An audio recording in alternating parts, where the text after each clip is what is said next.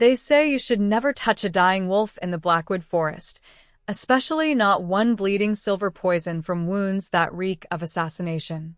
But I've already buried one mate, already learned that following rules doesn't keep you safe, and already discovered that the difference between surviving and living is whether you're brave enough to carry dangerous things home when everyone else runs away. My name is Carol Mitchell, and I'm a widow at 26. My first mate died in a territory dispute 3 years ago, leaving me childless and mateless in a pack that views widowed omegas as bad luck wrapped in mourning clothes.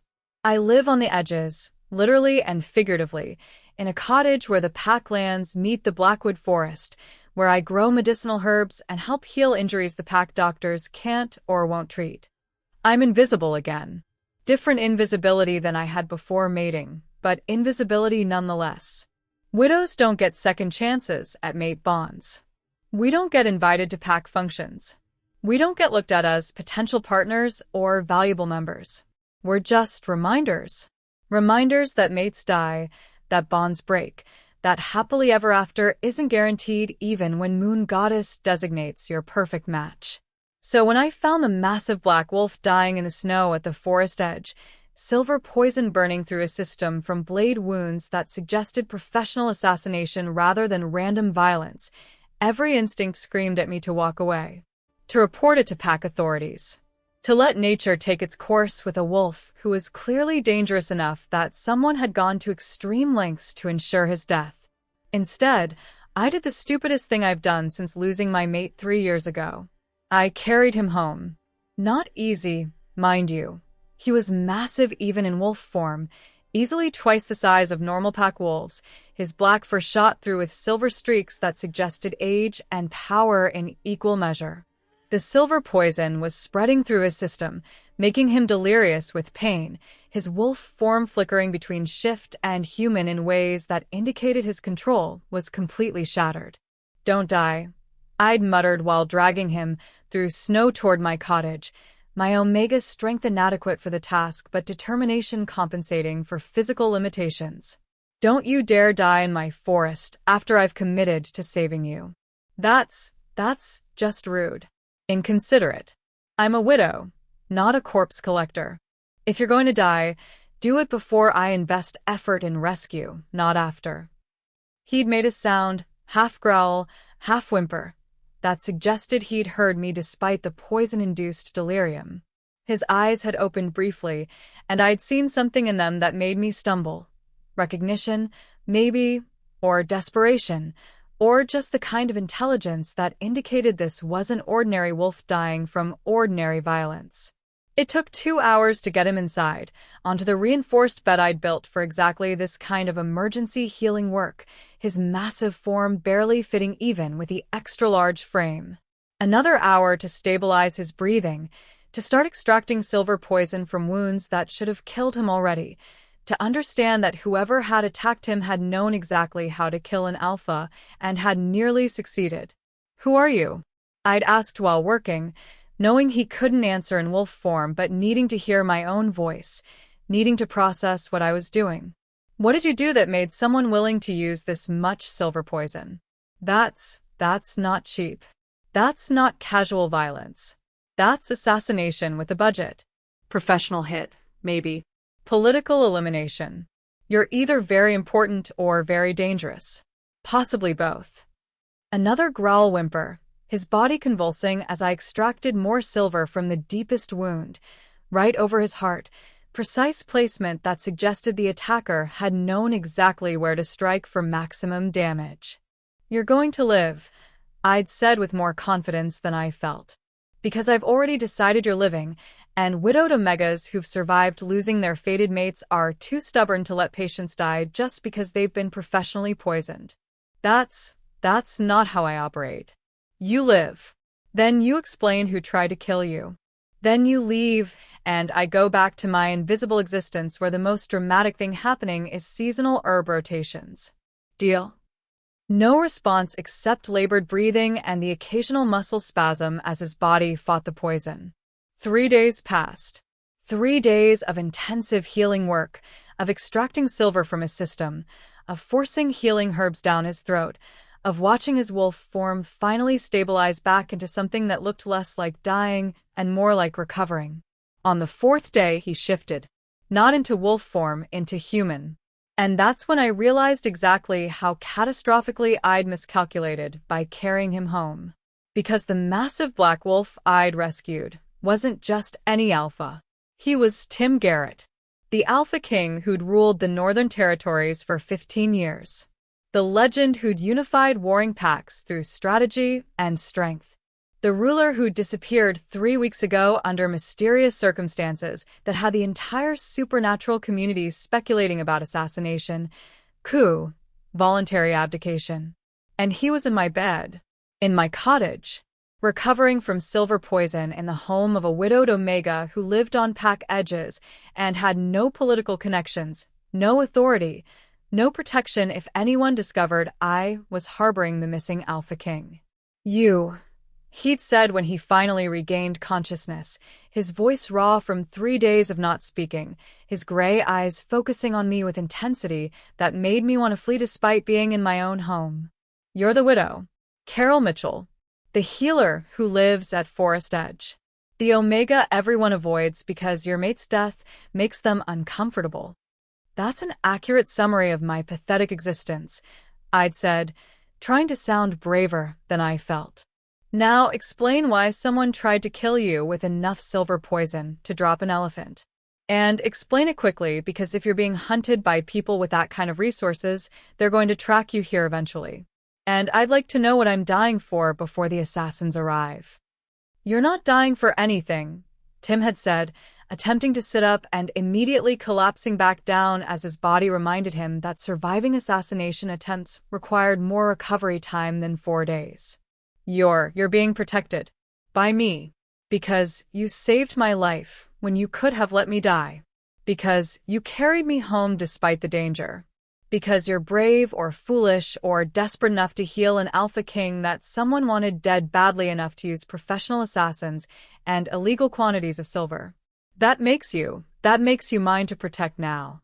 Whether you want that protection or not. I don't want it, I'd said immediately. I want you recovered enough to leave. I want to go back to my invisible existence. I want to not be involved in whatever political nightmare convinced someone to assassinate the Alpha King. That's what I want. Can you provide that? Or did I just destroy my peaceful morning by being too compassionate for my own good? You destroyed it, Tim had confirmed, something like regret and determination mixing in his expression. The moment you carried me home, the moment you started healing me, the moment you decided my life mattered more than your safety, you destroyed any chance of returning to peaceful, invisible existence. I'm sorry. But also grateful. Because you saved me. Actually saved me when I'd given up, when the poison was winning, when I thought dying in the forest was an acceptable end for Alpha King who'd failed to prevent his own assassination. You gave me a second chance. And I'm going to use that chance to ensure you don't regret the compassion that saved me. Too late, I'd muttered. I already regret it. You're the Alpha King. Someone tried to kill you. That means someone's going to come here looking for you. That means I'm about to be targeted for assassination just for being compassionate to dying wolf. That's exactly the kind of consequence I was trying to avoid by living quietly on pack edges. Then I'll protect you from those consequences. I'll ensure whoever tried to kill me understands that touching you means dying badly. I'll demonstrate why attempting to punish you for saving me is the worst decision anyone could make. That's what Alpha Kings do. We protect those who protect us. Even if that protection is complicated by political realities neither of us fully understands yet. What he didn't tell me then, what I'd only learn later through assassination attempts and political revelations and truths about my first mate's death that would rewrite my entire understanding of my past, was that my compassion hadn't just saved the Alpha King. It had triggered a chain of events that would transform the entire Northern Territories, expose corruption that had been festering for decades, and reveal that my first mate's territory dispute death 3 years ago was actually murder connected to the same conspiracy that had tried to assassinate Tim. My widow status wasn't bad luck. It was evidence. Evidence someone had been trying to bury by killing my mate and hoping I'd just disappear into grief-stricken invisibility. But I'd carried a dying Alpha King home. I'd saved his life. I'd demonstrated that widowed Omegas on pack edges could be dangerous when they chose compassion over safety.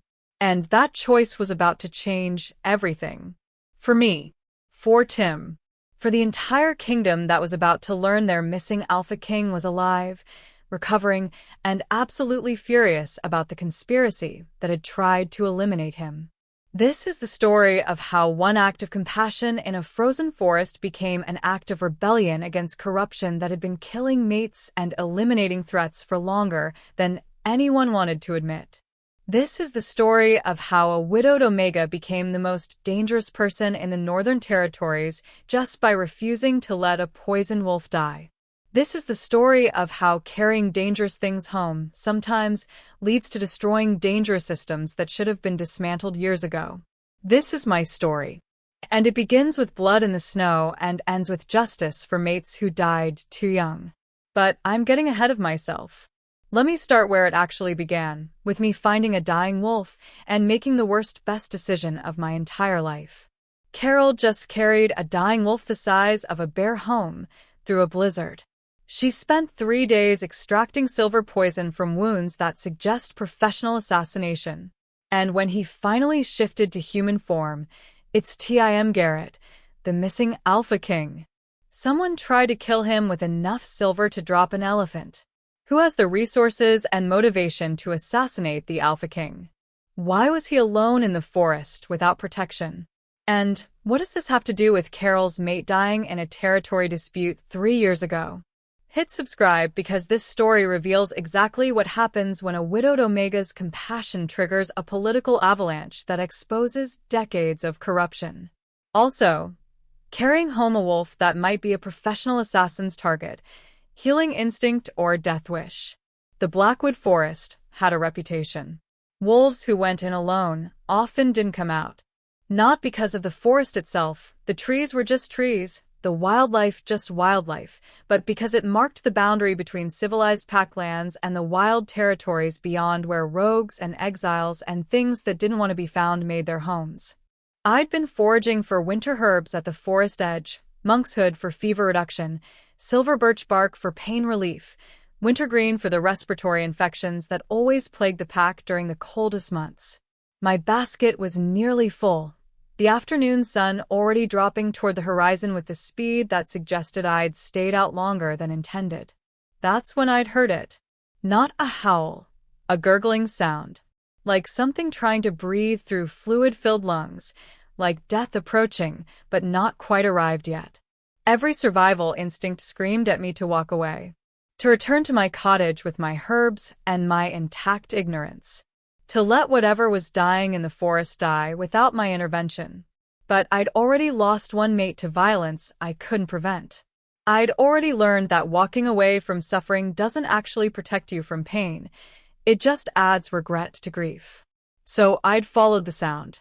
The wolf was massive, bigger than any pack wolf I'd ever seen, his black fur matted with blood and silver poison that was literally eating through his flesh.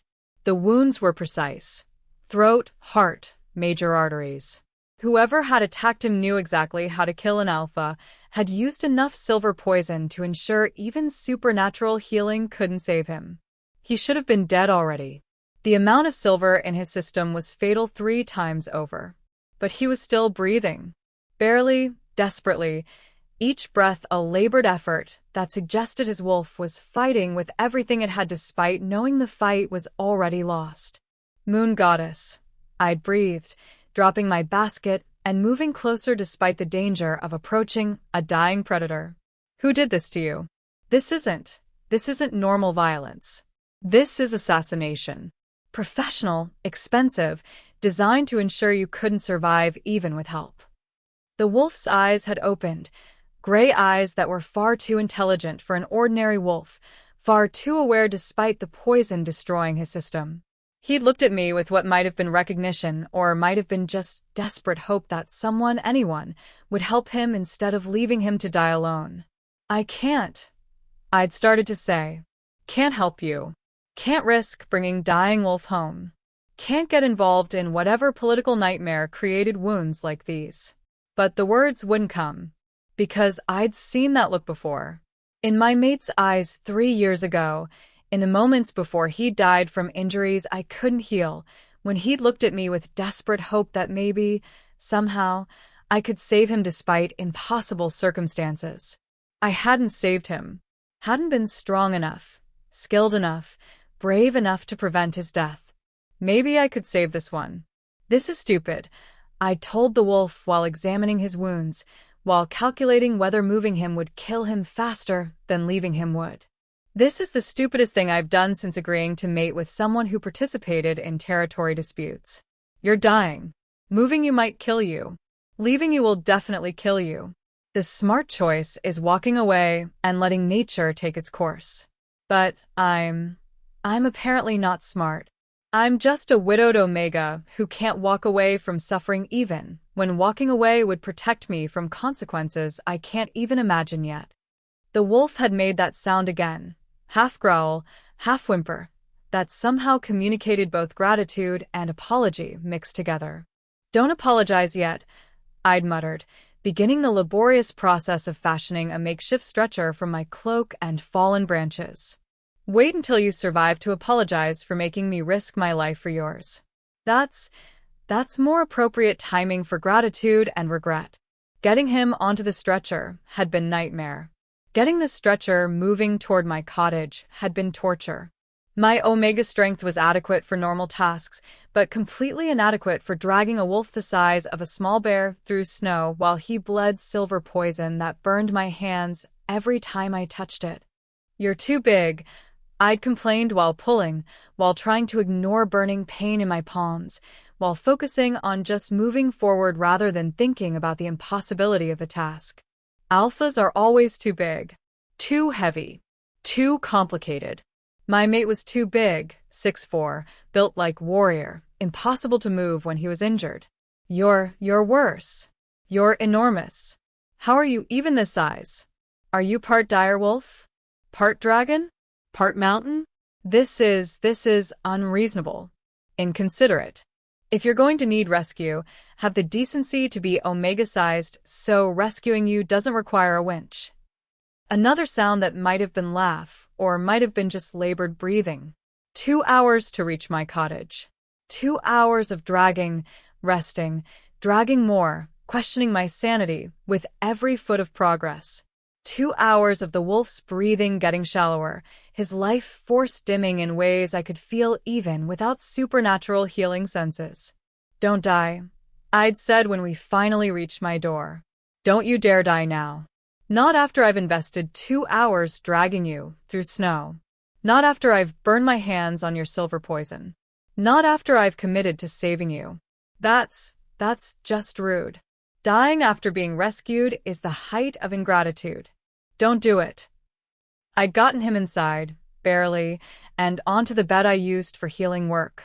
Then the real work began, extracting silver poison from wounds that had been designed to kill, forcing healing herbs past clenched teeth, using every technique I'd learned from 3 years of healing pack members who couldn't afford official pack doctors.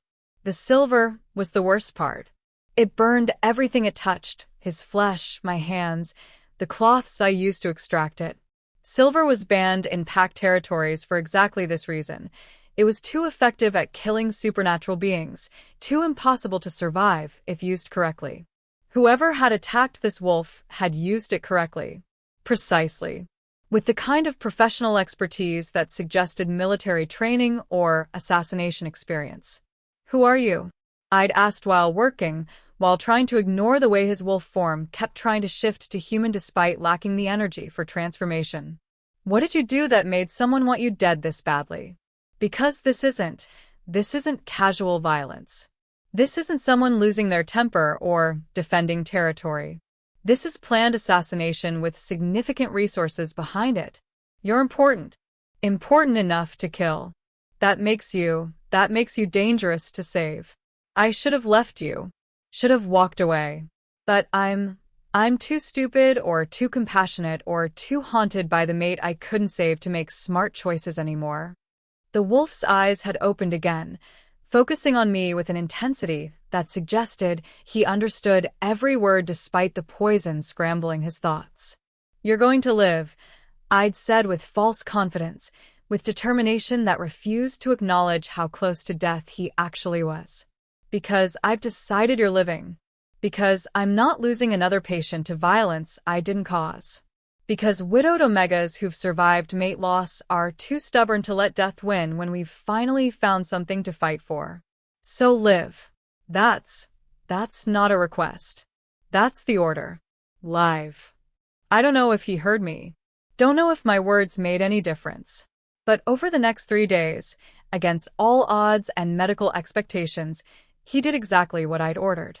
He lived. His wounds began closing. The silver poison began clearing from his system. His breathing steadied. His wolf form stopped trying to shift. And on the 4th day, when I'd finally allowed myself to hope he might actually survive, he shifted anyway. Not into wolf form. Into human.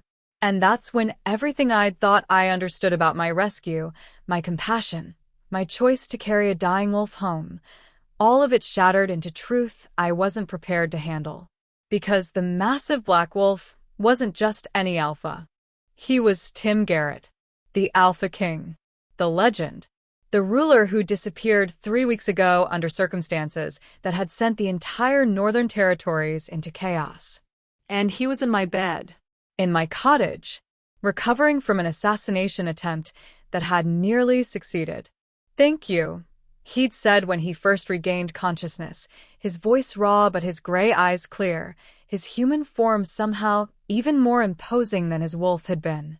"Thank you for not walking away, for carrying me home, for saving me when you had every reason to let me die. That's debt I can't repay, burden I can't ask you to carry, consequence I never wanted to bring to your door. But thank you for being brave enough to be compassionate despite the danger." "You're Tim Garrett," I'd said stupidly, still processing the revelation, still trying to understand how I'd gone from invisible widow to Omega harboring missing Alpha King. You're the Alpha King everyone's looking for. There are search parties, speculation about coup, fears about power vacuum, and you're here, in my cottage, in my bed, recovering from assassination attempt that nearly succeeded. What do I do with that information?" "You keep me alive long enough to figure out who tried to kill me," Tim had said, attempting to sit up and immediately collapsing as his body reminded him that 4 days wasn't sufficient recovery time from near-fatal poisoning.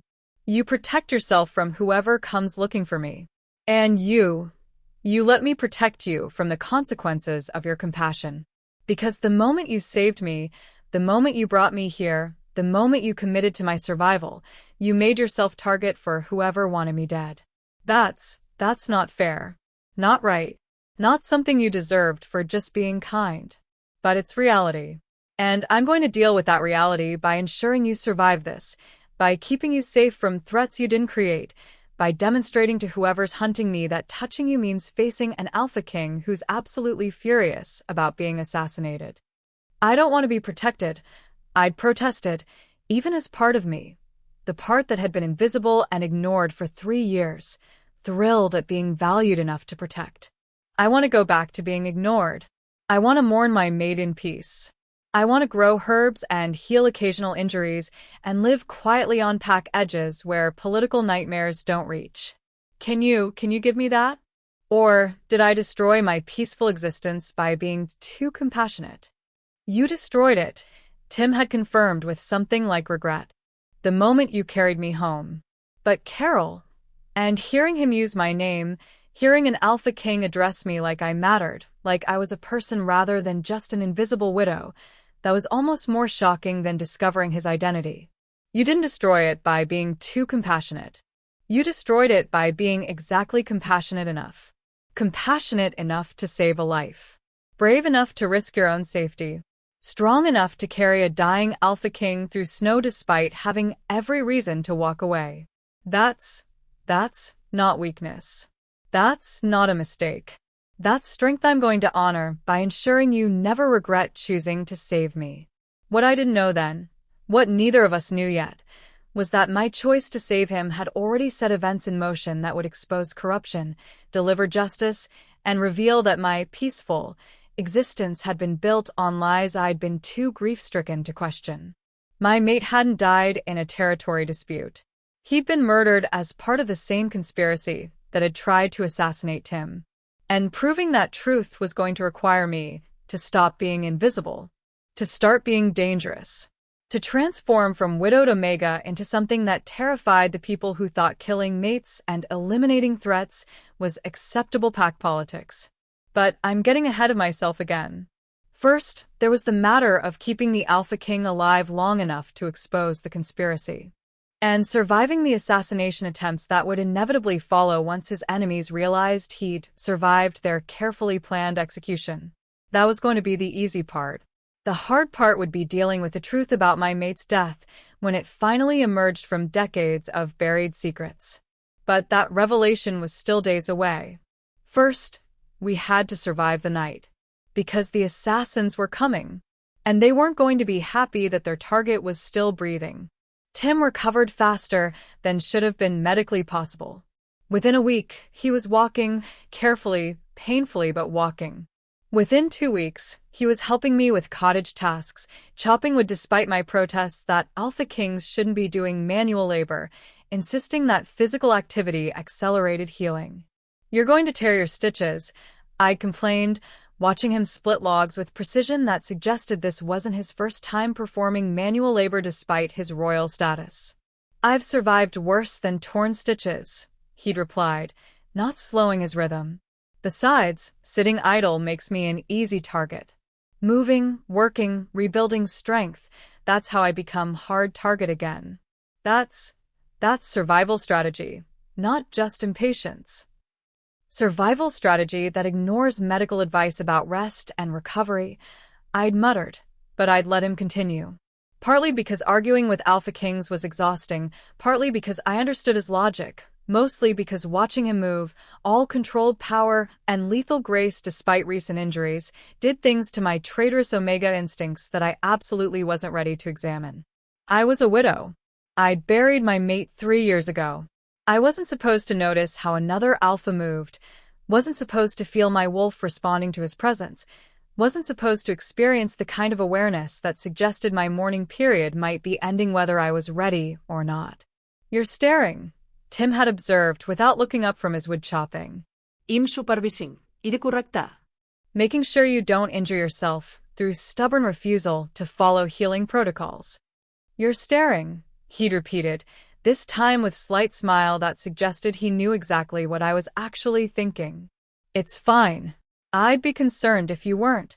It would suggest I'd lost all appeal along with 3 pints of blood and most of my dignity while you were healing me." "Your appeal is irrelevant," I'd said firmly, trying to ignore the way my wolf disagreed vehemently with that assessment. "You're patient. I'm a healer. That's the extent of our relationship. Once you're recovered, once we've dealt with whoever tried to kill you, once this nightmare is resolved, you leave. I go back to being an invisible widow. We will never see each other again. That's how this ends." "Is that how you want it to end?" Tim had asked, finally stopping his work to look at me directly, his gray eyes intense in ways that made me want to flee despite being in my own yard. "You want me leaving?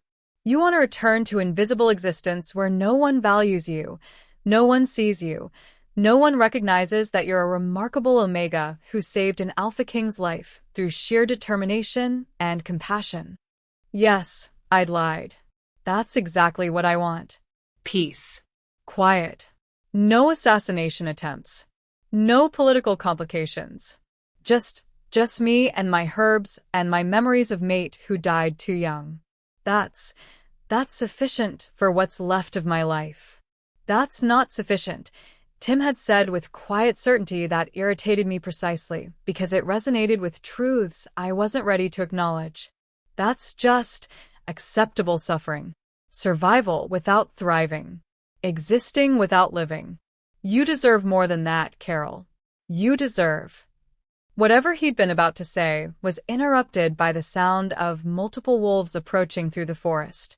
Not friendly approach, aggressive, coordinated, the kind of movement pattern that suggested trained warriors rather than casual visitors.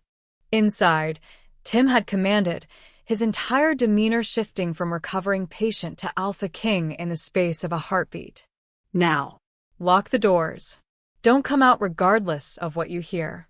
If I don't survive this, if they kill me, you tell them you were coerced, that I forced you to provide healing, that you had no choice.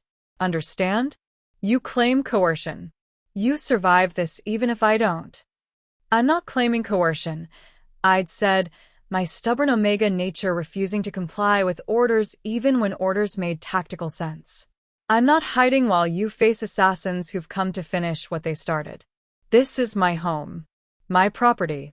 My choice to defend it. You don't get to order me to hide. Carol. No, I'd interrupted, surprising both of us with the vehemence of my refusal. You've spent 2 weeks recovering in my cottage. 2 weeks of me healing you, protecting you, keeping you alive despite the danger. I'm not abandoning you now just because the danger has arrived. I'm standing with you, fighting with you, surviving or dying with you. That's my choice. Respect it or don't, but that's what's happening. Tim had looked at me with an expression I couldn't quite parse. Surprise, respect, something that might have been the beginning of actual regard rather than just gratitude for healing services rendered. Then stay behind me, he'd said finally. Use your healing magic defensively, if necessary. And Carol, if I tell you to run, you run. No arguments. No stubbornness. You run and you survive, and you tell everyone what happened here. Promise me. I'd promised despite having no intention of keeping that promise if circumstances required me to choose between running and saving him again. The wolves had burst from the forest line, 6 of them in wolf form, coordinated assault team moving with military precision that confirmed these weren't random rogues or opportunistic attackers. These were professionals. Trained, experienced, equipped to kill an alpha king who'd already survived 1 assassination attempt. Tim Garrett, the largest wolf, had said after shifting to human form, his voice carrying across the clearing with authority that suggested a leadership position. We've been searching for you. The council has concerns about your disappearance. They've sent us to retrieve you, to bring you home safely for medical evaluation and debriefing about what happened. The council sent assassins to kill me 3 weeks ago, Tim had replied, his voice cold with fury that made the temperature feel like it had dropped 10 degrees. Now they're sending retrieval teams disguised as concerned officials? That's insulting. If you're going to try killing me again, at least have the honesty to admit you're assassins rather than pretending this is rescue operation. We don't know what you're talking about, the leader had said, his false confusion unconvincing. The council has been desperately searching for you. There are concerns about coup, about enemies who might have captured you, about the corruption I was investigating before someone decided assassination was preferable to accountability. Tim had interrupted. About the illegal territory seizures? About the murdered pack members who threatened to expose council involvement in criminal enterprises? About all the crimes I was going to prosecute before someone used professional killers and illegal quantities of silver to ensure I couldn't. The leader's expression had shifted, false concern dropping away to reveal calculation underneath. You can't prove any of that. You're Alpha King suffering from poison-induced delusions. Confused, disoriented, making wild accusations against council members who've served faithfully for decades. That's what everyone will believe when we bring your body home. Tragic. The poison drove you mad before killing you. The widow who tried to save you will verify our story, or she'll die alongside you. Her choice. She's not dying, Tim had snarled, his alpha dominance flooding the clearing with pressure that made even the trained warriors step back instinctively. She saved my life. She protected me when she could have let me die. That makes her mine to defend. And I defend what's mine with methods that make professional assassins look gentle. You came here to finish killing me. You're leaving in pieces, or you're leaving in terror. Your choice. Choose wisely. They'd chosen violence. 6 warriors against 1 recovering Alpha King, and a widowed Omega with no combat training should have been one-sided slaughter. It wasn't. Tim fought like legend, like the Alpha King who'd unified warring packs through strength that transcended normal pack hierarchies. Despite recent injuries, despite still recovering from near-fatal poisoning, he moved through attacking warriors with brutal efficiency that demonstrated exactly why assassinating him had required poison and surprise rather than direct confrontation. But 6 trained killers were still 6 trained killers. Even legends could be overwhelmed by numbers and coordination. That's when I discovered something about myself I hadn't known existed. When the 3rd warrior had gotten past Tim's defenses, when he'd been moving toward me with clear killing intent, when I'd had approximately 2 seconds to choose between dying or fighting, something in me had awakened. Not my Omega Wolf. Something older, deeper, more primal than normal pack magic. Silver light had exploded from my hands. Not the gentle healing magic I'd been using to save Tim, but something aggressive, powerful, the kind of magic that shouldn't exist in Omega wolves who are supposed to be nurturers rather than warriors. The attacking wolf had been thrown backward, his body convulsing as my magic, my completely unprecedented, absolutely impossible Omega combat magic, had disrupted his nervous system and left him twitching on the ground. What? Tim had started to say, distracted enough by my display that another warrior had gotten close enough to wound him, claws raking across his back in attack that would have been fatal if his supernatural healing hadn't been accelerated by recent recovery work. I don't know. I'd shouted back, silver magic still crackling around my hands, my body moving on instincts I didn't understand toward the warrior who'd injured Tim. I didn't know I could. This isn't normal Omega magic. The 2nd warrior I'd touched had gone down just like the first, convulsing, overwhelmed, completely incapacitated by magic that by all pack law shouldn't exist in Omega bloodlines. The remaining warriors had retreated, quickly, desperately, apparently deciding that facing 1 recovering Alpha King and 1 Omega with impossible combat magic was above their pay grade regardless of what the Council was offering for our deaths. Report this, Tim had called after them, his voice carrying threat and promise mixed together. Report to whoever sent you that I'm alive, I'm angry, and I'm coming for everyone involved in the assassination attempt. Report that the widow they thought was convenient victim is actually dangerous Omega with abilities none of you anticipated. And report that attacking me again means facing both of us. Consider whether that's worth whatever the Council is paying you. They'd fled. Actually fled, leaving their wounded behind, their coordination shattered by the realization that their target wasn't helpless recovering King but Alpha King with impossible Omega protecting him. What was that? Tim had asked once we were alone, once he'd secured the perimeter, once we'd confirmed the wounded warriors were unconscious rather than dead. That magic. That power. Carol, Omega wolves don't have combat magic. They have healing abilities, nurturing capabilities, support functions. They don't throw warriors like you just threw them. That's not possible. Apparently it is, I'd said, staring at my hands like they belonged to someone else, silver light still flickering around my fingers. Apparently I've been carrying impossible magic my entire life without knowing it existed. That's not normal. That's not Omega abilities. That's something else. Something I don't understand. Something that just saved both our lives, Tim had said, moving closer despite the lingering silver light that should have made him cautious about touching me. Something that suggests you're not just remarkable Omega who saved a king. You're something more. Something unprecedented. Something that explains. He'd stopped, his expression shifting to realization that I couldn't quite interpret. Explains what? Y de demanda. Explains why your mate was killed 3 years ago, Tim had said slowly, his words landing like physical blows. Explains why someone made his death look like territory dispute rather than assassination. Carol, your mate was investigating the same corruption I was investigating. He'd found evidence of council involvement in illegal activities. He was going to expose them. And then he died in what everyone accepted as unfortunate territorial violence. But it wasn't. It was murder. Assassination by the same people who tried to kill me.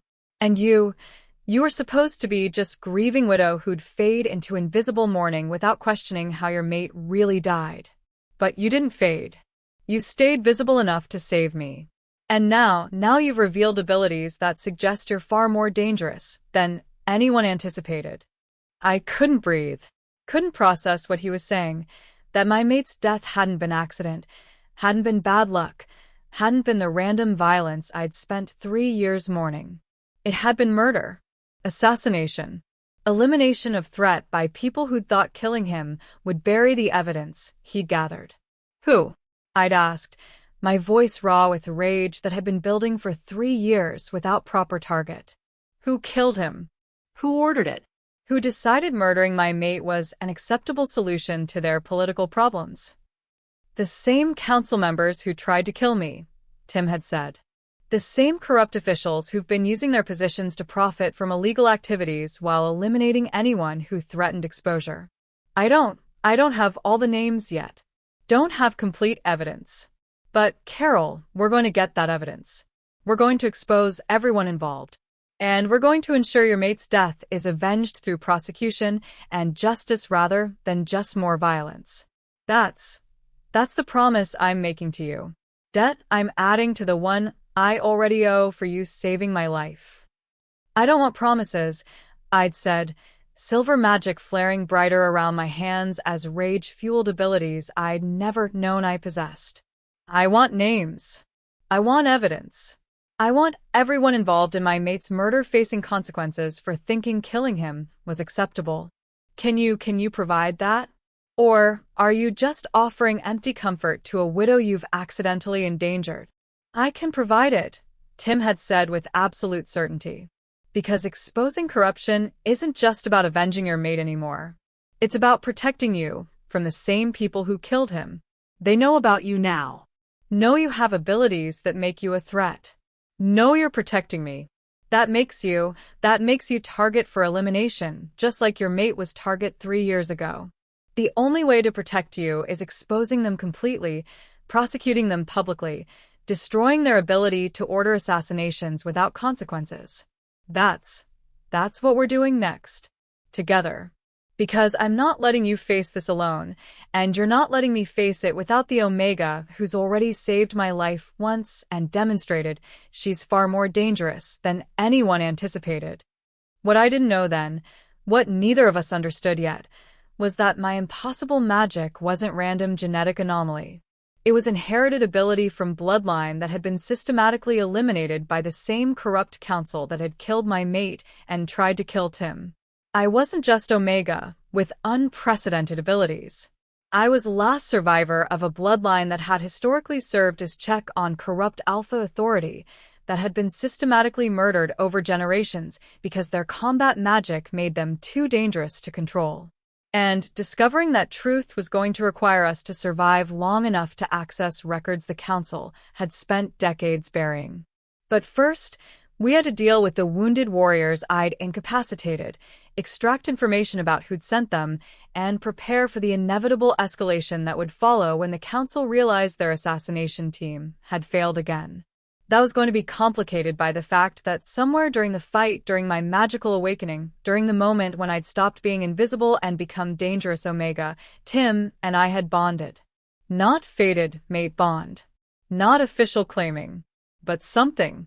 Some connection forged through combat and protection and mutual commitment to survival that made separating feel wrong in ways I couldn't explain and wasn't ready to examine.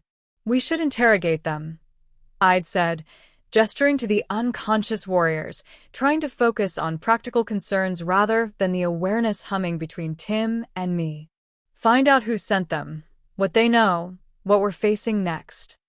We should, Tim had agreed, though his attention was still fixed on me, on the silver light still flickering around my hands, on the Omega who'd just demonstrated she was far more than she appeared. But first, are you okay? That magic, that awakening, it takes a toll on body that's not accustomed to channeling that kind of power. I need answers, I'd interrupted. I need to know who killed my mate. I need to understand what I am, why I have abilities that shouldn't exist, how this connects to corruption you were investigating. I need to stop being a widow accepting her mate's death as tragic accident and start being Omega pursuing justice for murder that was buried as a territorial dispute. Can you help me do that? Or are you going to try protecting me by keeping me ignorant? I'm not keeping you ignorant, Tim had said. I'm keeping you informed, involved, treated as partner rather than victim requiring protection. You saved my life. You've demonstrated abilities that make you essential to exposing this conspiracy. You've earned right to pursue justice for your mate's murder. I'm trying to ensure pursuing that justice doesn't get you killed the way it got him killed. That's balance we need to find. Justice without suicide. Truth without assassination. Can you accept that balance? Or are you going to pursue revenge regardless of consequences? I don't want revenge, I'd said, though part of me absolutely wanted revenge, wanted the people who'd killed my mate to suffer the way I'd suffered for 3 years. I want justice. I want accountability. I want the truth exposed publicly where it can't be buried again. That's what my mate died trying to achieve. That's what I'm going to finish.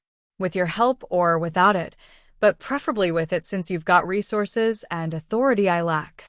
With it, Tim had confirmed. Absolutely with it. We're doing this together. Exposing corruption together. Pursuing justice together.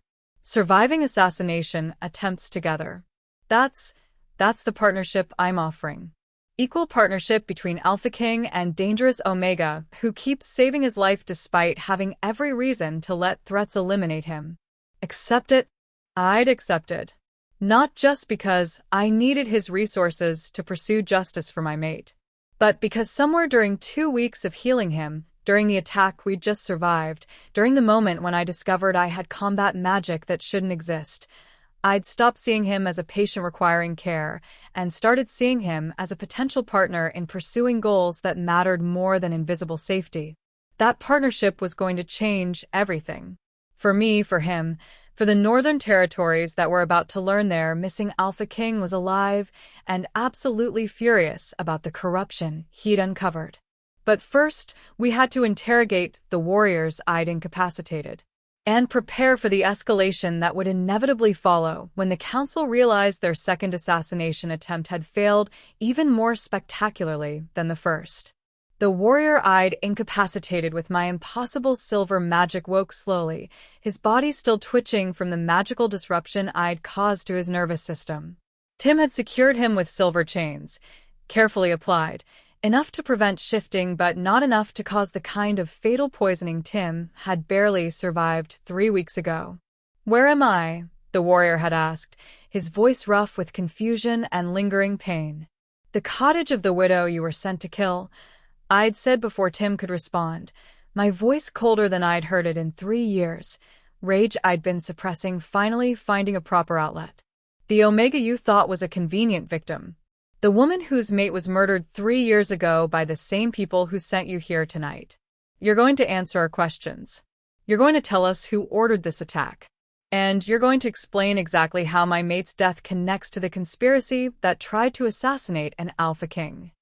"I don't know what you're talking about," the warrior had said, though his heart rate, easily audible to supernatural hearing, suggested he was lying. "I'm just following orders. Retrieval team sent by Council to bring Alpha King home safely for medical evaluation. That's all I know. That's all you're willing to admit without persuasion," Tim had corrected, moving into the warrior's field of vision with an expression that made even a trained killer flinch. "But we have time. We have privacy. And we have Omega with combat magic that your nervous system is still recovering from. She can make the persuasion quite effective if you continue lying. Or you can save yourself additional suffering by answering honestly. Who sent you? What do they know about the conspiracy? Why kill Carol's mate 3 years ago? The warrior had lasted approximately 30 minutes before breaking. Not because of physical torture. Neither Tim nor I were willing to cross that line despite our fury. But because my silver magic, when applied carefully, could disrupt pain processing in ways that made even trained warriors desperate to make it stop. Elder Raymond. The warrior had finally gasped. Elder Raymond ordered your assassination. He's been coordinating illegal territory seizures for 15 years, profiting from displaced packs, eliminating anyone who investigated too closely. Your predecessor was going to expose him. Then the predecessor died in training accident that wasn't an accident. You started investigating afterward. Raymond realized you'd discovered the same evidence.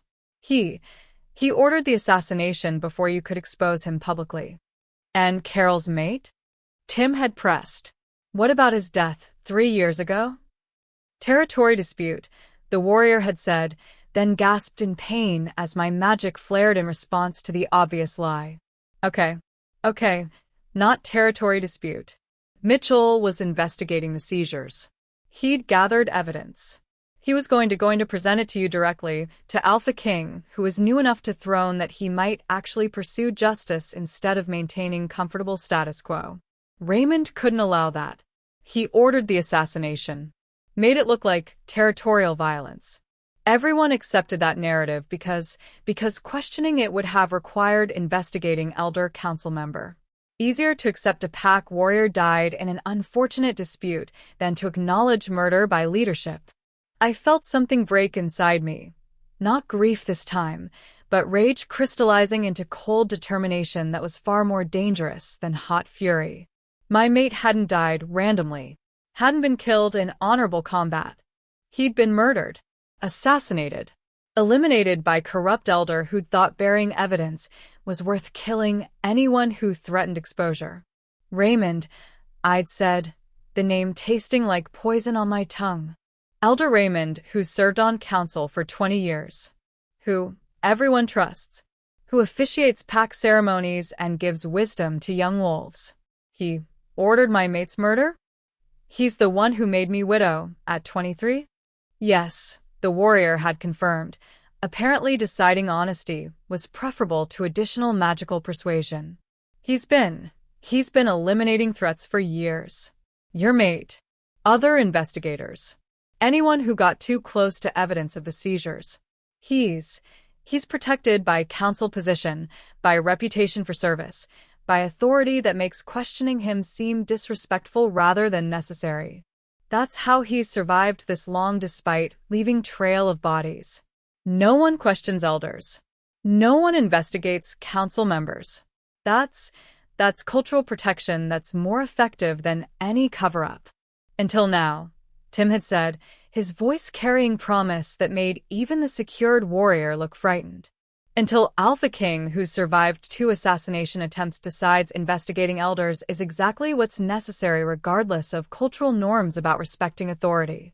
Until Widow, with impossible combat magic, decides pursuing justice for murdered mate matters more than maintaining comfortable respect for corrupt leadership. Raymond's protection is ending. His comfortable authority is being dismantled. And he's going to face prosecution for every murder, every illegal seizure, every crime he's committed while hiding behind Elder Council position. You can't prove anything, the warrior had said, though without conviction. Raymond's too careful, too experienced. He doesn't leave evidence, doesn't create paper trails. Everything he orders is communicated verbally, through intermediaries, in ways that provide plausible deniability if questioned. You have my testimony, which he'll dismiss as coerced confession from a warrior facing execution. You need actual evidence. Documents. Recordings. Something that proves his involvement beyond just allegations from hostile witnesses. Then we get that evidence, I'd said, my silver magic flaring brighter as my determination solidified into actual plan. We break into his estate. We access his private records. We find the documentation that proves his involvement in the seizures, the assassinations, everything he's done over 20 years of corrupt authority. We expose him so thoroughly, he can't dismiss it as coerced testimony or hostile allegations. We finish what my mate started 3 years ago when he was gathering evidence against Raymond. That's suicide, the warrior had said.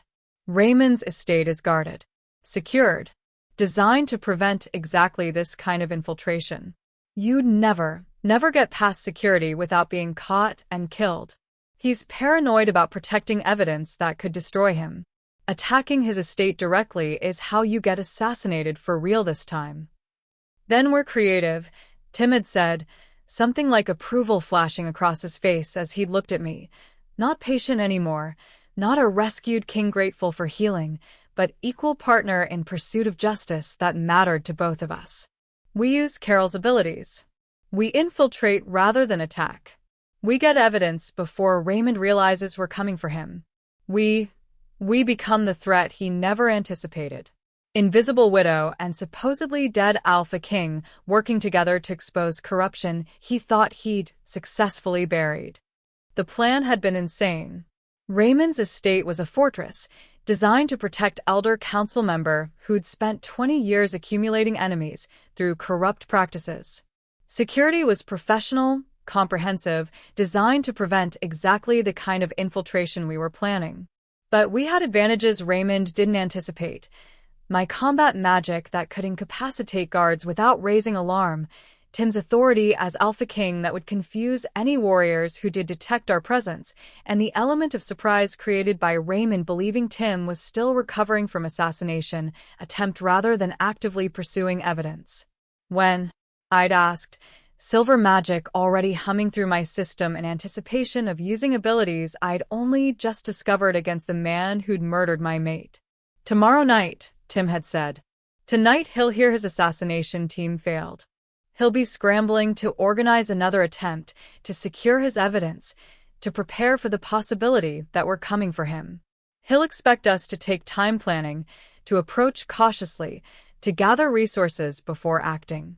He won't expect us to move immediately, to attack while he's still reacting to failure rather than after he's prepared defenses. Tomorrow night, we infiltrate his estate. We get the evidence. We expose him before he can eliminate what we need to prove his crimes. And if we fail? I'd asked. If we're caught? If this gets us both killed? Then we fail having tried, Tim had said simply. We fail pursuing justice rather than accepting comfortable lies about accidental deaths and unfortunate violence. We fail as partners rather than as isolated victims accepting their persecution. That's better end than most people achieve. Better than dying without trying. Better than letting corrupt elder continue eliminating threats while hiding behind position of trust. He'd been right, of course. About the approach, about the timing, about the risk being worth the potential justice. But what neither of us had anticipated, what we'd only discovered during the infiltration itself, was that Raymond's evidence didn't just document his own crimes. It documented a conspiracy that reached far beyond one corrupt elder, that implicated multiple council members, that revealed systematic elimination of supernatural bloodlines that threatened council authority over generations, including my bloodline, the bloodline that gave Omega's combat magic. The bloodline that Raymond and his co-conspirators had spent 50 years systematically eliminating because Omegas with warrior abilities disrupted comfortable power dynamics where Alphas ruled and Omegas supported without question. My mate hadn't just been killed for investigating illegal seizures. He'd been killed because he discovered I was the last survivor of bloodline the council had been systematically destroying. He'd been gathering evidence, not just about seizures, but about genocidal elimination of supernatural abilities the council considered threatening. And he died before he could expose the truth. But I hadn't died. I discovered my abilities. And now I was coming for every council member involved in the systematic murder of my bloodline. That was going to be far more complicated than just exposing one corrupt elder. That was going to require dismantling the entire system of council authority that had spent generations eliminating threats to alpha dominance. But I was ready for something complicated, ready for systematic change rather than just individual justice, ready to finish what my mate had started and what I'd been too grief-stricken to recognize until Tim's assassination had forced me to see truth I'd been avoiding for 3 years. My mate's death hadn't been end of the investigation. It had been the beginning of mine, and I was going to ensure it ended with justice for everyone the council had killed. Carol just discovered her impossible Omega combat magic that incapacitated trained assassins. And Elder Raymond, the respected council member everyone trusts, ordered her mate's murder 3 years ago.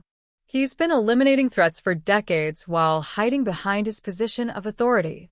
Now Carol and Tim are planning to infiltrate his fortress estate to steal evidence that proves his crimes. But what they don't know yet is that Raymond's conspiracy goes beyond illegal seizures. It includes systematic elimination of supernatural bloodlines the council considers threatening. Can a widowed Omega and a recovering Alpha King actually infiltrate a paranoid elder's secured estate? What happens when they discover Carol's bloodline has been targeted for genocide? And how many other council members are involved in crimes that span 50 years?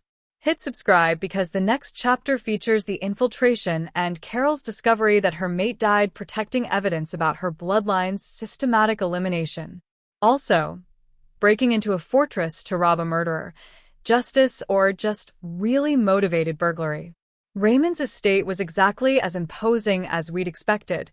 Stone walls, professional security, guards patrolling with military precision that suggested extensive training and generous funding. Getting past the perimeter was going to require every advantage we could leverage. Ready, Tim had whispered, positioned beside me in the forest that bordered Raymond's property, both of us dressed in black to minimize visibility in the moonless night we'd chosen specifically for this infiltration. Ready, I'd confirmed, though my hands were shaking with a combination of fear and anticipation, silver magic already humming beneath my skin in preparation for the incapacitation I'd need to perform on any guards who detected our presence. The first guard went down silently, my magic disrupting his nervous system before he could raise the alarm, his body collapsing without sound as Tim caught him and dragged him into shadows where he wouldn't be immediately discovered. The second guard required more finesse, positioned where his collapse would be visible to others unless we timed the approach perfectly. Now, Tim had breathed, and I'd moved, faster than I'd known I could move, my Omega instincts enhanced by combat magic that was rewriting my understanding of what Omegas could accomplish when properly motivated. My hand had connected with the guard's shoulder, silver magic flooding through the contact point, and he dropped just as silently as the first. You're remarkably good at this for someone who's never done infiltration work before, Tim had observed while we'd moved deeper into the estate grounds, heading toward the main building where Raymond's private study was located. Apparently widow rage is excellent motivator for developing skills you didn't know you needed, I'd replied, my attention focused on scanning for additional guards, for any sign we'd been detected, for the security measures we knew existed but hadn't been able to map accurately from outside information. The main building's security had been more sophisticated, locks that required both key and magical authentication, wards that would trigger alarms if breached incorrectly, layered protections that demonstrated Raymond's paranoia about unauthorized access to his private spaces. But Tim was Alpha King. His authority overrode basic magical wards through sheer dominance hierarchy that most security systems defaulted to respecting.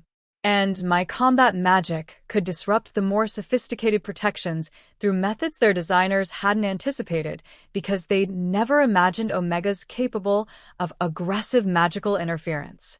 Wherein, Tim had said once we'd breached the final layer of security, finding ourselves in a corridor that led toward Raymond's private study, toward the evidence we desperately needed, toward the truth about my mate's death and the conspiracy that had made me widow. The study had been fortress within fortress, additional security, magical protections layered so densely that even Tim's authority struggled to override them completely. This wasn't just paranoid elder protecting embarrassing secrets. This was criminal carefully securing evidence of crimes that would result in execution if exposed. He knows, I'd said, examining the protections with growing dread. He knows what he is here, knows how thoroughly it would destroy him if discovered, knows he needs protection that resists even Alpha King authority because he's committing crimes that authority would be compelled to punish. This isn't normal elder privacy. This is a fortress built by someone who knows he's guilty and is protecting evidence of that guilt with everything he has. Then we breach it anyway, Tim had said, his determination matching mine, his refusal to be deterred by sophisticated protections reminding me why he'd successfully unified warring packs through strategic persistence. We use your magic. We overwhelm his protections through methods he didn't design against because he didn't believe Omega's capable of this kind of aggressive breach. We get inside. We get evidence. We finish this. I'd place my hands against the final ward, silver magic flowing from my palms in ways that felt increasingly natural despite having only discovered these abilities days ago, my power-seeking weaknesses and protections that had been designed without accounting for Omega combat magic that shouldn't exist. The ward had resisted.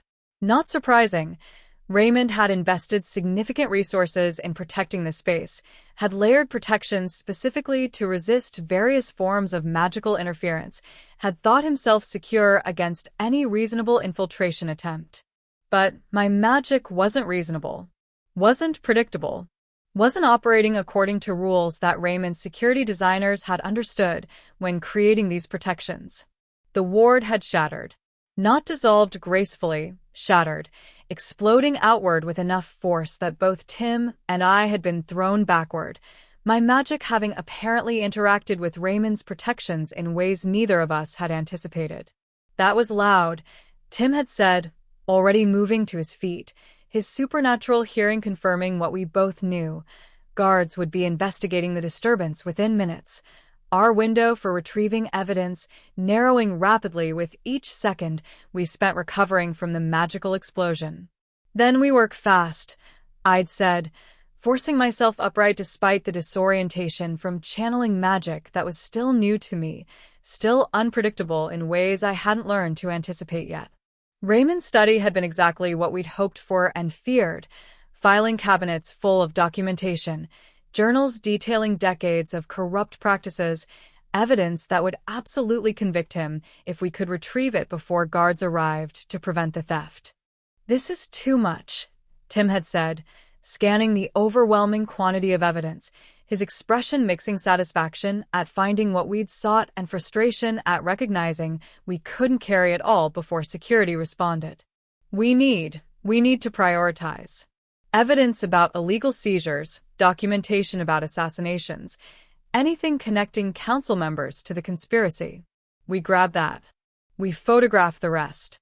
We do what we can in the time we have before this becomes a fighting extraction rather than an infiltration mission. I'd been opening filing cabinets, searching for my mate's name, for evidence about his death, for the truth I'd been seeking since learning his territory dispute had been assassination.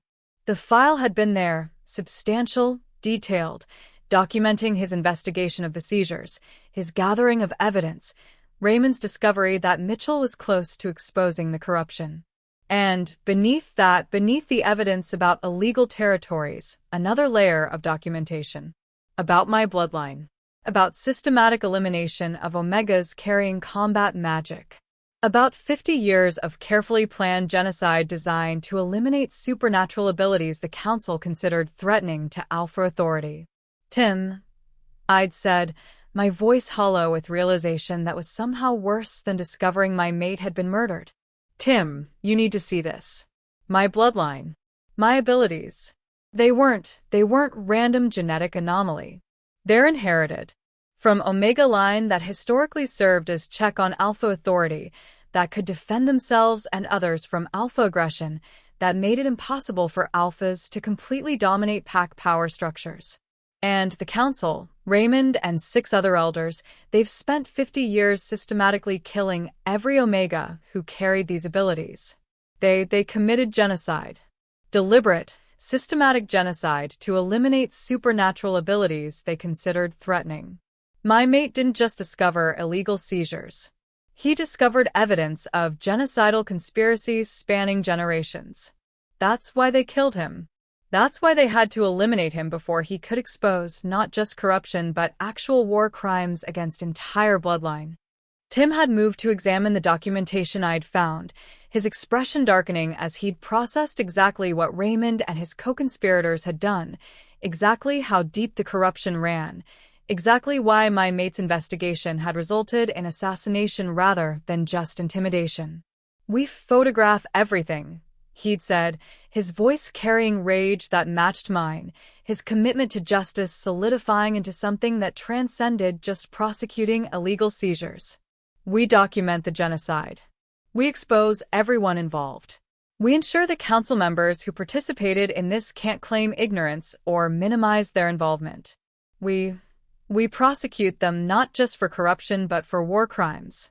For systematic elimination of supernatural bloodline that was committed for no reason except maintaining alpha dominance over pack power structures. That's beyond just illegal seizures. That's crimes against Moon Goddess herself, against supernatural nature, against everything pack society claims to value. We'd been photographing furiously, documenting everything we could reach, when the guards had finally arrived, responding to the magical explosion from Ward Breach, investigating the disturbance, discovering Alpha King and widowed Omega stealing evidence from an elder council member's private study. "Intruders," one guard had shouted, his voice carrying through the estate, alarm-raising security throughout the property, our infiltration mission officially degrading into fighting extraction exactly as we'd feared.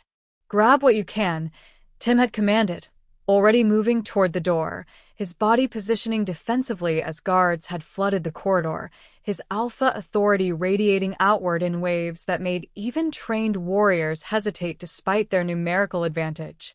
I'd grabbed files, armfuls of documentation about my bloodline's genocide, about my mate's investigation, about Raymond's decades of corruption, and had followed Tim toward the exit, silver magic crackling around my hands as guards had attempted to block our escape.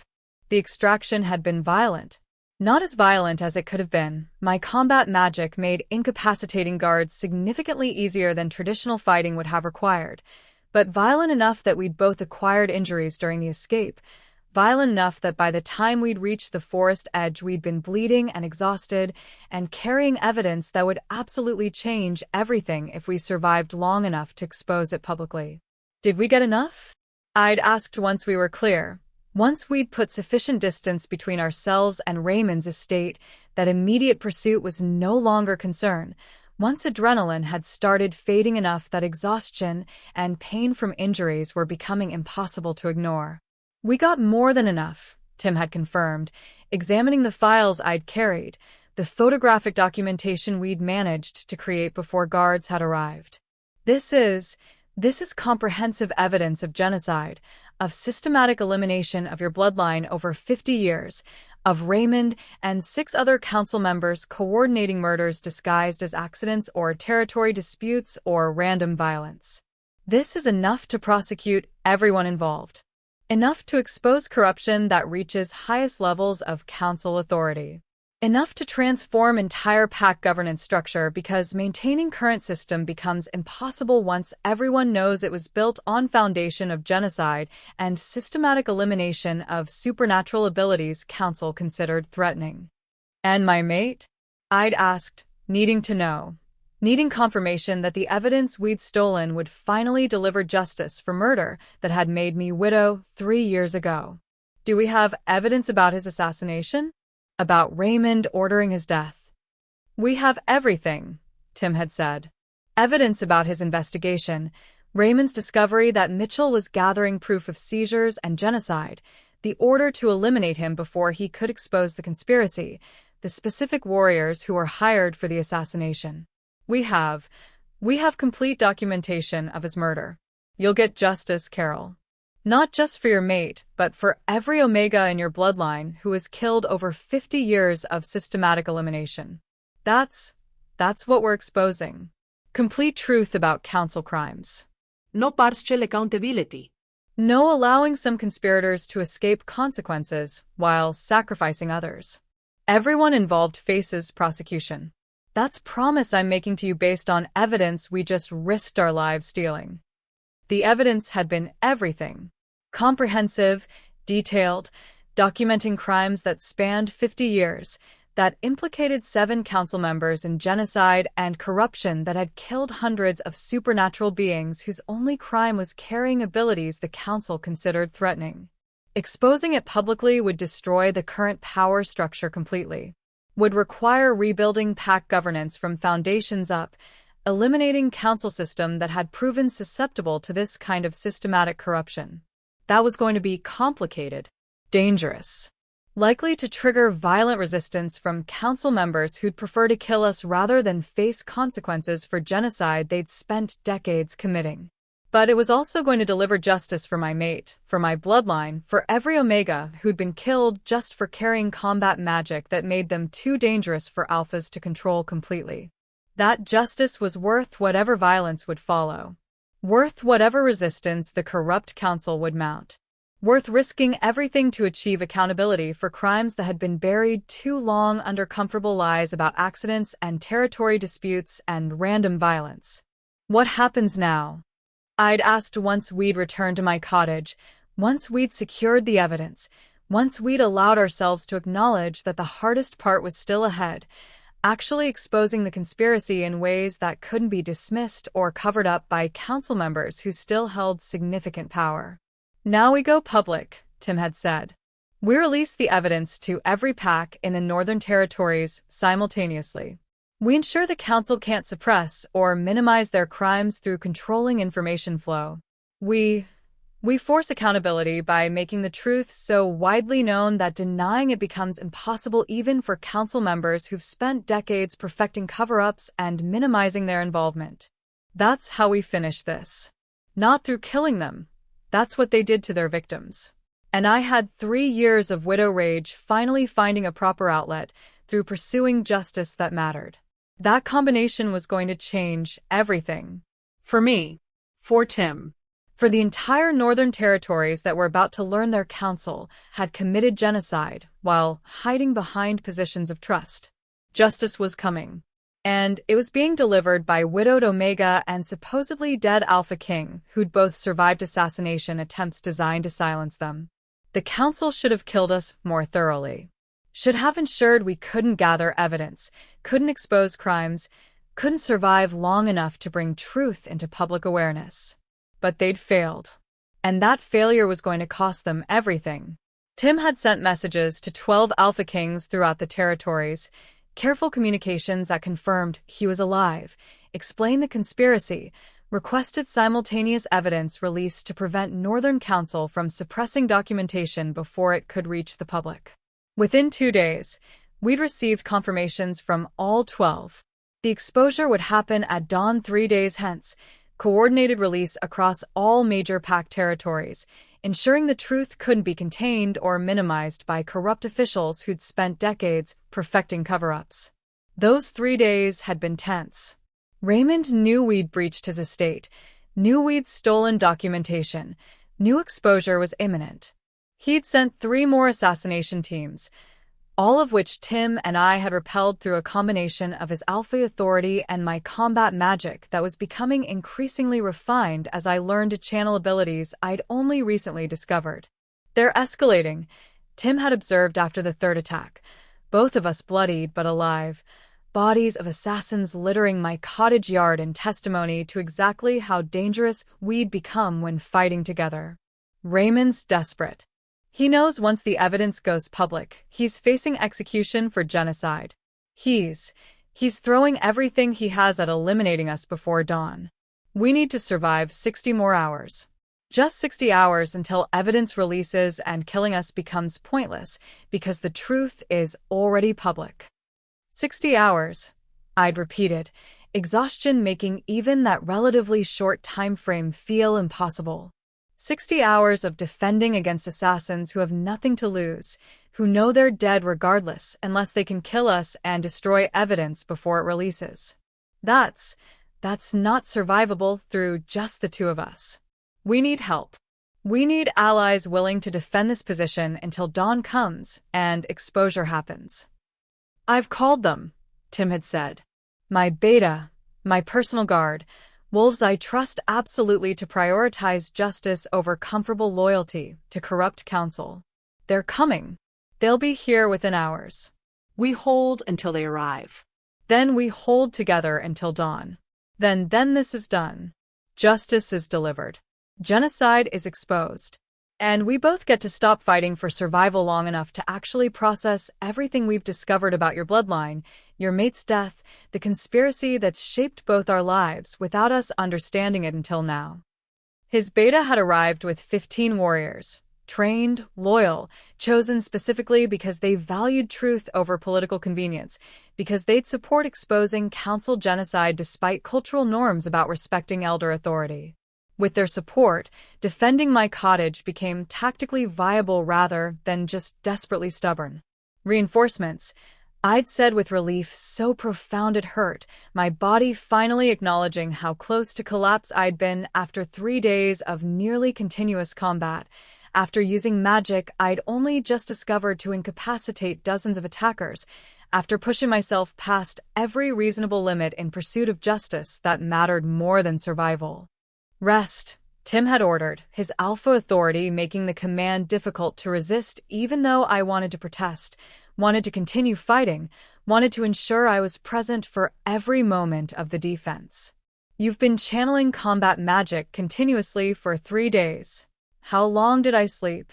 I'd asked, changing subject before emotion could overwhelm me completely, before I could examine too closely what it meant that Tim had been watching over me while I'd slept, that he'd cared enough about my distress to wake me from dreams that were more therapeutic than traumatic. 8 hours, Tim had replied. 8 hours during which we've repelled 2 more assassination attempts, lost 3 warriors to injuries that required evacuation, and received confirmation that evidence release is still on schedule for dawn tomorrow. You slept through quite a lot of violence. Your body apparently decided unconsciousness was preferable to witnessing more combat. Smart body, I'd muttered, forcing myself upright despite exhaustion that hadn't been fully resolved by 8 hours of sleep, despite muscles screaming protest at the idea of more fighting, despite knowing that the next 12 hours before dawn would likely be the most dangerous we'd faced yet. Raymond knows this is his last chance. He's going to throw everything he has at preventing the exposure. That means tonight is when desperate criminals become most dangerous. When survival instinct overrides strategic thinking. When elimination of threats matters more than preserving their own lives because they know their lives are forfeit regardless unless they can stop the evidence release. That's accurate assessment, Tim had confirmed grimly. Tonight they stop being careful. Stop being strategic. They just try killing us through overwhelming force and desperate violence. We need to survive it. Just survive until dawn. Then the evidence releases and killing us becomes pointless because truth is already public. The final assault had come 2 hours before dawn. Not Raymond himself. He'd apparently decided his value was in directing rather than participating personally, but 40 warriors. Professional mercenaries rather than pack wolves. Hired killers with no loyalty to pack society, no cultural hesitation about murdering Alpha King or widowed Omega, no restraint except whatever they'd been paid to demonstrate. 40 mercenaries against 15 warriors and 2 targets who'd become far more dangerous than anyone had anticipated when first planning these assassinations. The fight had been brutal.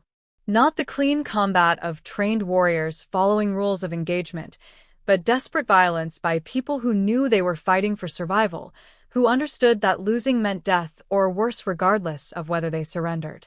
I'd fought alongside Tim, our movements coordinating in ways that suggested partnership deeper than just tactical cooperation, my combat magic incapacitating attackers faster than they could overwhelm our defensive position, his alpha authority creating pressure that made even professional mercenaries hesitate despite their training.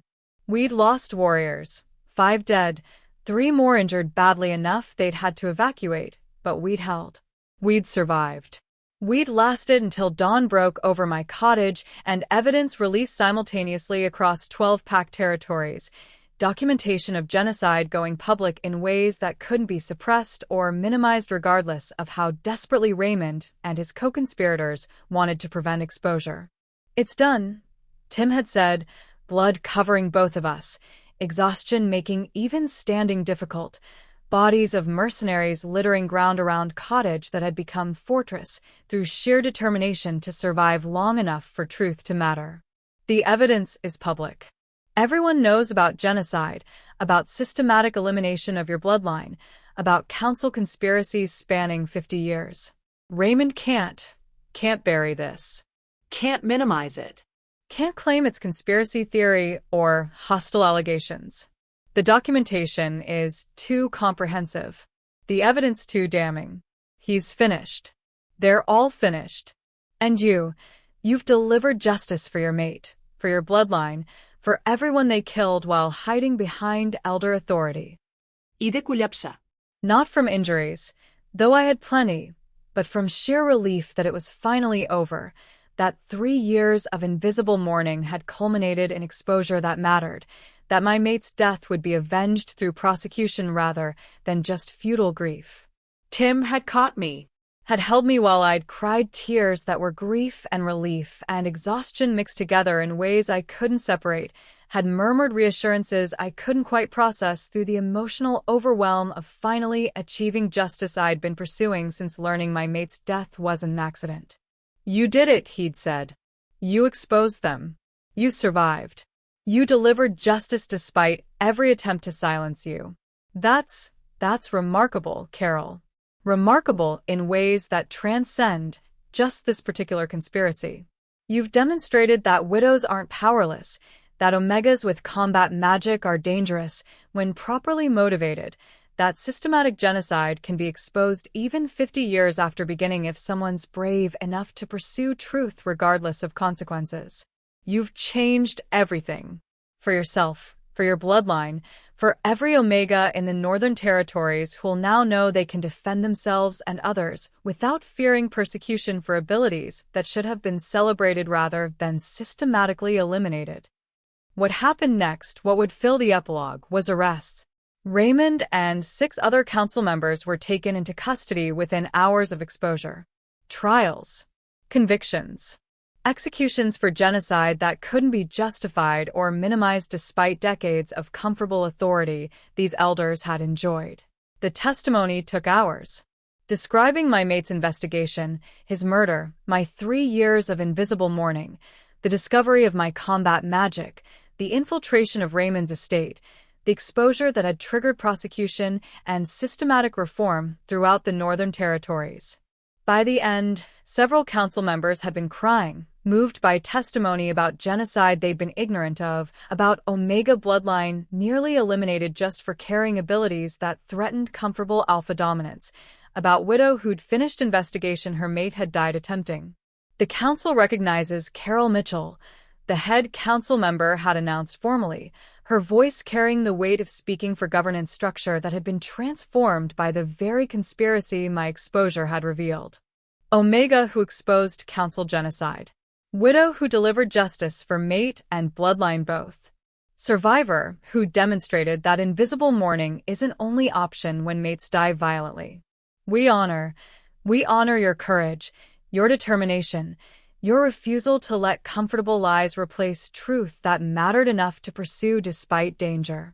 Your mate's sacrifice wasn't meaningless. Your bloodline's near elimination wasn't successful. And the Northern Territories are forever changed by your willingness to carry a poisoned wolf home and discover that compassion could be revolutionary when directed at someone who could help you transform systems that needed transformation. They'd created memorial, official recognition of genocide that had nearly eliminated my bloodline. Names engraved of every Omega killed over 50 years of systematic elimination. My mate's name prominent among them, investigator who died before exposing conspiracy, but whose work had enabled my eventual success. I visited the memorial monthly, talked to my mate's engraved name, updated him on changes happening throughout territories because of justice he'd died pursuing. Raymond was executed, I told him during one visit. All 7 conspirators faced prosecution, conviction, execution for genocide. That's what you achieved through your investigation, even though you died before completing it. Justice for bloodline they tried eliminating. Accountability for council members who thought elder authority made them untouchable. Systematic change throughout northern territories because maintaining old governance structure became impossible once everyone understood it had enabled genocide. I'd like to think he heard me. That moon goddess allowed murdered investigators to witness justice delivered for crimes they died exposing. But regardless of whether he heard, regardless of whether my monthly reports were received or just therapeutic exercise in processing grief through continued connection, the justice itself was real. The memorial was real. The Reformed Council was real. The Omega combat magic practitioners who now trained openly rather than hiding abilities their grandmothers had been killed for possessing, that was real. My mate's sacrifice had accomplished something, had delivered change that protected future generations from the genocide that had nearly eliminated our bloodline. That was enough. More than enough to justify the grief, the investigation, the dangerous pursuit of truth that had nearly gotten me killed multiple times. What happens now? I'd asked Tim after the memorial dedication, after the council testimony, after 5 years of rebuilding had created governance structure that couldn't easily enable future genocides even if corrupt officials attempted them. Now we live, Tim had said simply. We build partnership, we raise awareness about bloodline genocide prevention, we ensure the reforms we've created actually function as intended rather than just existing on paper, while practice reverts to comfortable old patterns. We transform from crisis responders into system maintainers. That's less dramatic than infiltration and exposure and prosecution. But it's how actual change persists beyond just initial dramatic transformation. He'd been right. Maintaining change was harder than creating it, required sustained attention to preventing backsliding, required vigilance against those who'd prefer returning to comfortable authority structures where alphas ruled and omegas supported without question. But I'd survived genocide exposure. I'd finished my mate's investigation. I'd demonstrated that widowed omegas could be dangerous when properly motivated by pursuit of justice that mattered. Maintaining reforms seemed manageable by comparison, almost relaxing, despite requiring sustained effort over years rather than just intense weeks of dramatic confrontation. I'm glad I carried you home, I'd said during one quiet evening, both of us reviewing council proposals in a comfortable domestic scene that would have seemed impossible 5 years ago when I'd been an invisible widow and he'd been a poisoned king dying in my forest. I'm glad you did too, Tim had replied with a smile that still made my traitorous Omega heart flutter despite 5 years of partnership. Though I suspect your reasons for gladness are more complicated than just appreciating having mate who understands governance and likes helping with council paperwork. My reasons are very simple, I'd corrected. I'm glad because carrying you home led to exposing genocide, delivering justice for my mate, transforming territories throughout the northern region, and eventually developing partnership with someone who values dangerous omegas rather than fearing them. That's good return on investment for 2 hours of dragging a poison wolf through snow while complaining about how unreasonably heavy alpha kings are when they're dying.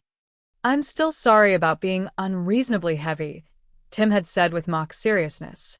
That's a character flaw I'm working on. Being lighter when poisoned so rescuing omegas don't injure themselves during dramatic saves.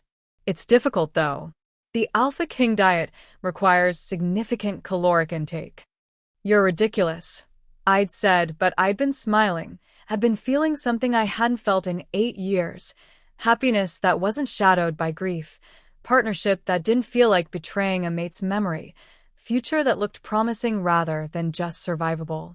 My mate would have approved, would have wanted me happy rather than endlessly mourning, would have valued Tim as a partner who'd helped me finish investigation that mattered, would have been satisfied that his death had ultimately delivered justice, even though the path to that justice had required 8 years and nearly eliminated me alongside the king I'd saved. Thank you, I'd said to my mate's memory, to the moon goddess who'd sent a poisoned king to my forest, to whatever cosmic forces had turned my compassion into revolution that changed the kingdom. Thank you for teaching me that carrying dangerous things home sometimes leads to transforming dangerous systems. That widows don't have to stay invisible just because mates die young. That pursuing justice matters more than maintaining comfortable lies about how people actually died. You taught me that. Through your investigation, through your death, through the evidence you'd gathered that I was able to complete and expose. Thank you for that legacy. Thank you for trusting I'd eventually finish what you started even if it took me 3 years to understand what I needed to be finishing. The kingdom had changed. Forever. Because widowed Omega had carried poisoned Alpha King home and discovered that compassion could be revolutionary. That was story worth telling, worth remembering, worth celebrating through memorial and council reform and systematic changes that would protect future generations from genocide that had nearly succeeded. My mate's death hadn't been meaningless. My survival hadn't been just lucky. Tim's assassination hadn't been random violence. All of it, the conspiracy, the murders, the genocide, the exposure, all of it had been necessary tragedy that ultimately delivered justice and reform that mattered. That was enough. That was everything. That was a legacy worth widow's grief and dangerous Omega's courage and Alpha King's willingness to pursue prosecution despite political cost. The kingdom had changed. Forever. Because sometimes carrying dangerous things home leads to destroying dangerous systems that needed destroying. And I'd carry that poisoned wolf home again. Every time. Without hesitation. Because some acts of compassion change everything. Mine had changed the kingdom, had exposed genocide, had delivered justice. And I'd spent 5 years ensuring that justice persisted rather than fading back into comfortable lies about how power should work and who deserved protection. That was enough. That was everything. That was how widowed Omega transformed the kingdom. Through compassion. Through courage. Through refusing to let mate's death be meaningless, when meaning could be created through finishing investigation he'd died attempting. That was my story. That was my legacy. And it began with carrying poisoned wolf home through snow while complaining about how unreasonably heavy dying Alpha Kings were when rescuing Omegas tried saving them. Some complaints lead to kingdoms changing. Mine did. And I'd complain again. Every time. Because that's what dangerous Omegas do. We complain. We persist. We change kingdoms. And we absolutely don't regret carrying poison wolves home, even when everyone else thinks we're crazy for trying. Carol exposed a 50-year genocide, prosecuted 7 corrupt council members, and transformed the entire Northern Territory's governance structure. Raymond and his co-conspirators were executed for systematic elimination of Omega combat magic bloodlines. The territories now have reformed councils that include Omegas alongside Alphas. From Invisible Widow mourning mate who died in territory dispute, to Dangerous Omega who exposed genocide and changed kingdom forever. From carrying poison wolf home to building a partnership with Alpha King who valued her dangerous abilities. That transformation complete. Hit that subscribe button if you love stories about widows who finish their mates' investigations and discover that compassion can be revolutionary when directed at someone powerful enough to help you change systems.